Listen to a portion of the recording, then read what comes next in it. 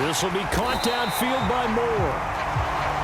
A big gain there after going backwards, and that'll lead to a third down. They'll try to pick this up on the ground with White.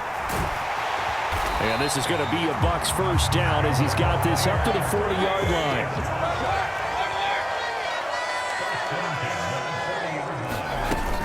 They keep it on the ground. White again.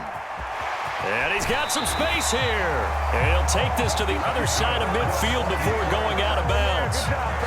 14 yards there and a Buccaneer first down. Consecutive plays now where that offensive line has really created a lot of space. And we've seen the confidence rise, haven't we? It borders on arrogance now, and that's that good arrogance, believing you can run the football whenever you get good and ready. Mayfield now looking to throw on first down. Going up top. And this one is incomplete. That's some good closing speed there defensively because that looked open for a minute. But that's great work with the ball in the air. Never gave up, converged on his man, and broke the play up. A second down throw for Mayfield. He'll get that out to the flat to White. That helps the completion percentage, but not much else, and now it's 3rd and 10. Now back to the ground game with White. And almost, but not quite. Needed 10, he got 9. 4th down.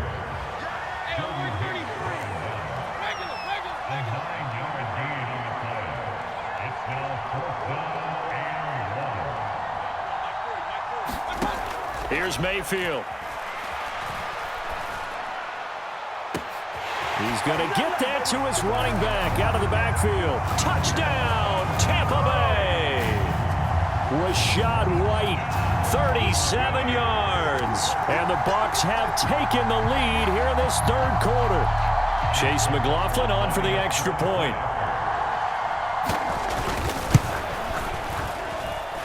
And it's through, and that makes the lead 10-7.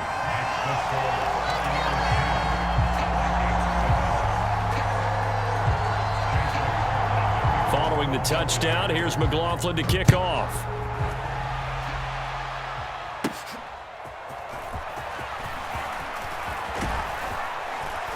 And a good return, able to get out across the 35 to the 36.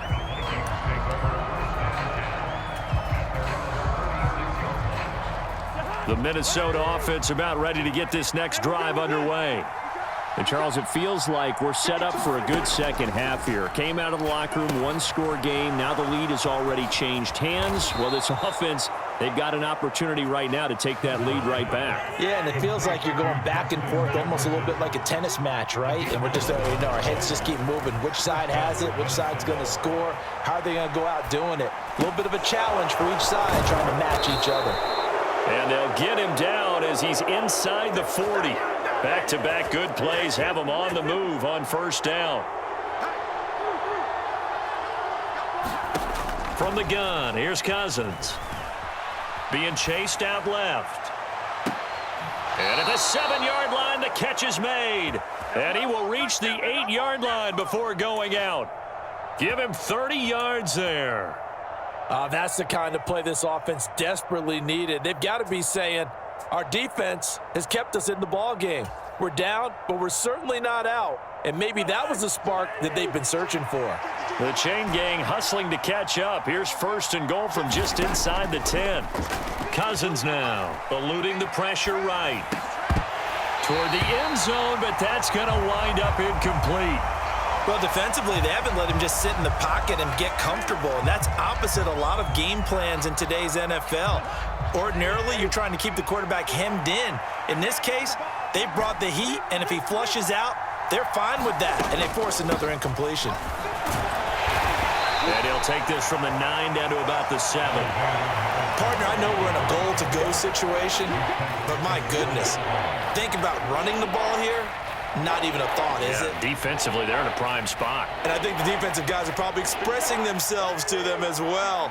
I wouldn't run it here, guys. You might want to try throwing it. 3rd and goal for Cousins.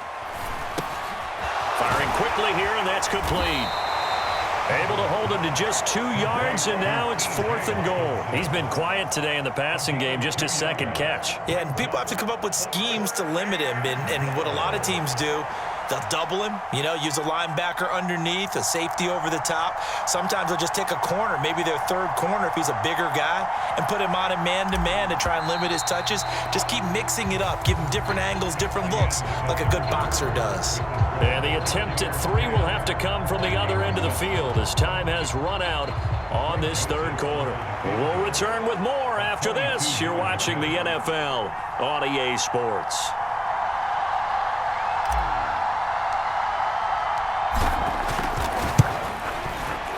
Joseph's got it. And in the fourth quarter, this game is tied. So with less than a minute gone by here in this fourth quarter, the field goal there gets this thing back to even. And it's setting up for a fantastic finish, isn't it, partner? It's been a well-played game, a hard-hitting game. The fans are into it. The announcers are into it. This is going to be a great fourth quarter. Now this one setting up for a great finish. All tied in the fourth as the kick's away. So now the possession will begin at the 35 after the errant kickoff. Well, that's certainly one way to avoid a dangerous kick returner, I suppose, but you are giving up extra yardage, that's for sure, because if you put it out of the end zone, they start at the 25. So at a minimum, you're giving up 10 yards to the offense. And this is going to be intercepted. Picked by Cameron Bynum. And a terrific return as he brings this one all the way back to the 30. Well, we say it often, Charles, but not all interceptions are created equally, and that is a big one here in a tie ball game in the fourth quarter. And, Brandon, when games are this close, it usually comes down to the team making the fewest mistakes, and that was one of our mantras back at Tennessee. Coach Mears used to say all the time, the team making the fewest mistakes will win. You've got to cut those down to give yourself an opportunity.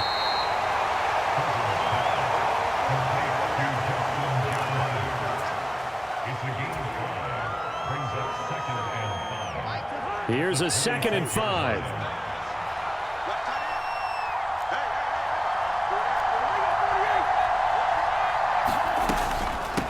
Now a give to Madison. 5 yards on first down, but now just a 1-yard pickup there on second. This is what happens sometimes when you abandon the running game. It's hard to get back to it because once guys get out of that mentality of firing out and hitting people, hard to get them started again occasionally. Cousins. Now they go screen. It's complete. And he will have the first down, but he winds up paying for it pretty good. Give him 7 yards on the play as they do pick up the third down conversion. That's just what you call a chain mover right there. Nothing fancy. Get the ball out to the back, and you're asking him to make a little bit extra out of maybe what is nothing, and he does exactly that, picks up the first down. I can't wait till we get to the point, partner, where we're not saying chain mover, but we're saying laser pointer, picks it up for the first down. And they'll get him down right around the 16. Give him a couple on the carry there, 2nd and 8. That's a good play by the guys on the defensive side of the ball. Held him to a gain of 2, and that changes the playbook a little bit now for the guy calling plays. 2nd and 8, now he's got to probably think about going to the air instead of maybe staying with the ground game. And this is going to be intercepted. And the Buccaneers are going to take over once again, and they'll have it at their own 8-yard line. Well, they were in a great position to take the lead, Charles. Obviously, all they needed was a field goal to do that. They wanted the touchdown. Unfortunately, they're going to get neither. And you know every offense talks about the same thing each week, don't they, Brandon? They want to end every drive with a kick, whether it's a field goal attempt, a point after the touchdown, or at worst a punt. This time they had that opportunity but didn't get it because you know the field shrinks that close to the end zone, and that allows the defense to tighten up their coverage, and they pick that one off. The tight end in motion right. On 2nd down, they'll run with White. And that one blown up quickly as he's going to be stopped before he could even get started. So it's Buccaneer football as we welcome you back. And they're facing a big 3rd down now in this tie ball game.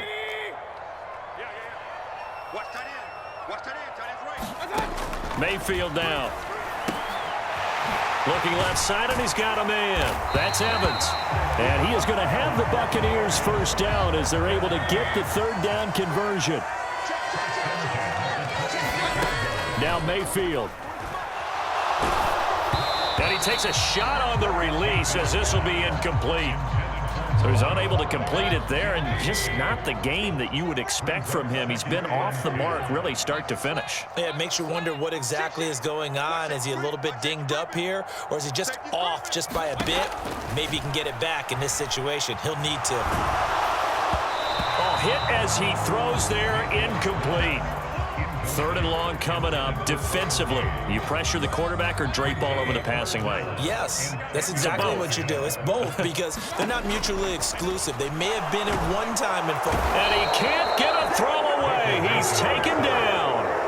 The pressure from multiple guys there as they bury him for a big 9-yard loss. And this dominant defensive performance continued on that play. This poor quarterback has not received the protection he needs and has had to pick himself up off the turf far too often. Now on 4th down, on is the punt team sending this one away. And this one will wind up being down just outside of that 20-yard line.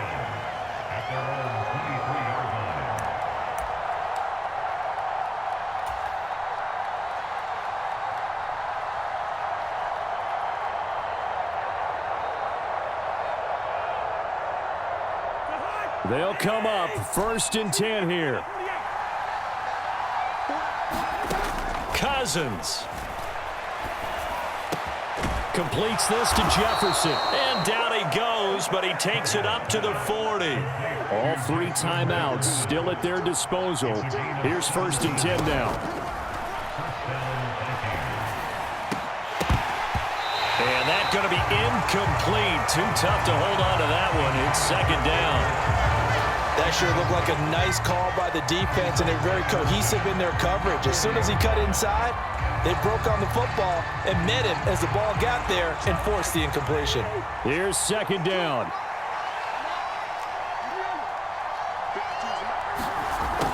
Here's Cousins.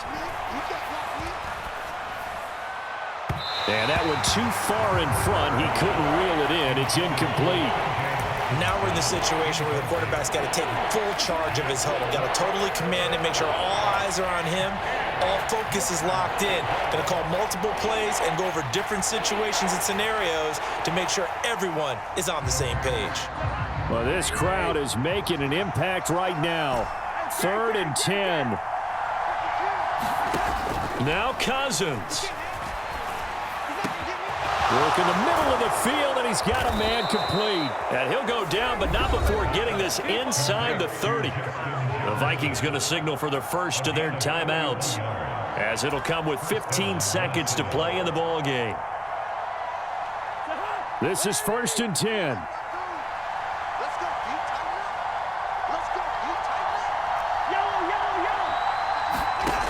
Cousins to throw. Forced out to his left.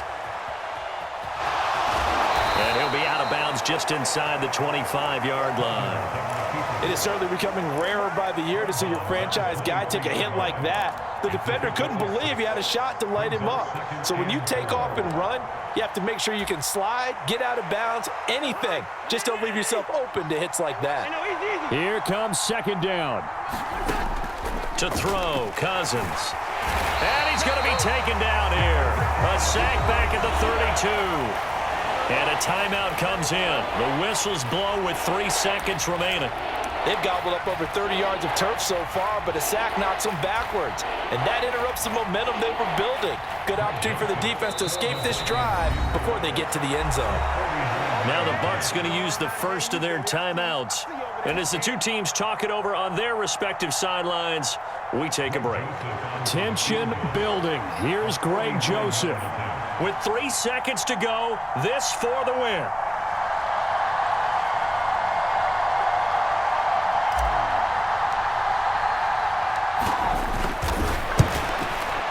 And his kick is good. And it'll be a fun time in the Twin Cities tonight. The Vikings win it.